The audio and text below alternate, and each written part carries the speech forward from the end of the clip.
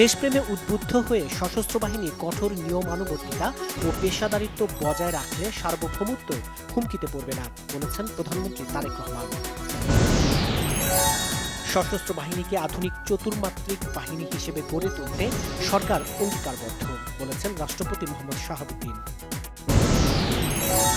Carbon নিঃসরণ কমিয়ে দেশের কার্বন ক্রেডিট বাড়ানোর সম্ভাবনা, কর্মপরিকল্পনা ঠিক করতে বৈঠক করেছেন প্রধানমন্ত্রী তারেক রহমান।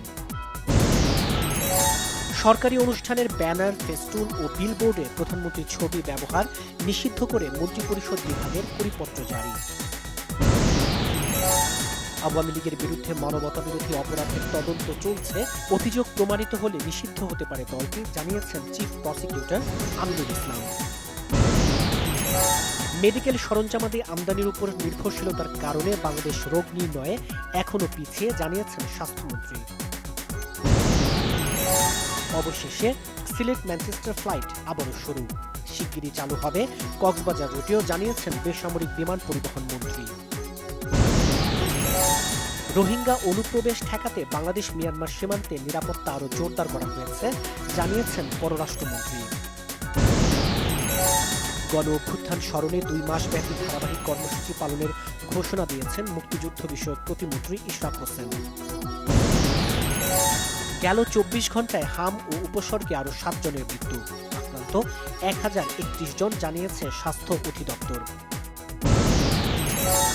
শিক্ষাবিদ, রাষ্ট্রচিন্তক প্রফেসর আবুল কাশেম ফজলুল হক আর নেই, সর্বস্তরে বাংলা ভাষা ব্যবহারের অগ্রপথিকের প্রস্থান।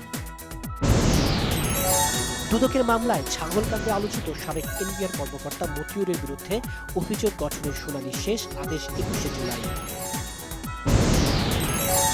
জুন মাসে সারা দেশে 472টি সড়ক দুর্ঘটনায় 438 জন নিহত, আহত 561 জন, রোড সেফটি ফাউন্ডেশনের প্রতিবেদন।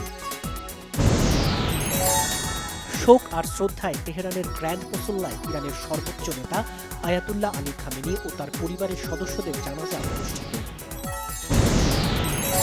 খামেনির জানাজায় 100-র বেশি দেশের প্রতিনিধির অংশগ্রহণ, হরমুজ প্রণালী বন্ধু রাষ্ট্রদের ছেড়ে দেবে ইরান, জানিয়েছেন দেশটির পররাষ্ট্রমন্ত্রী। ভেনেজুয়েলায় আঘাত হানা ভয়াবহ জোড়া ভূমিকম্পে নিহতের সংখ্যা বেড়েই চলেছে, এ পর্যন্ত মৃতের সংখ্যা দাঁড়িয়েছে 2954 জনে। শেষ 16-য় নরওয়ের বিপক্ষে আজ রাত 2টায় কঠিন পরীক্ষার মুখোমুখি রেকর্ড 5 বারের বিশ্ব চ্যাম্পিয়ন ব্রাজিল।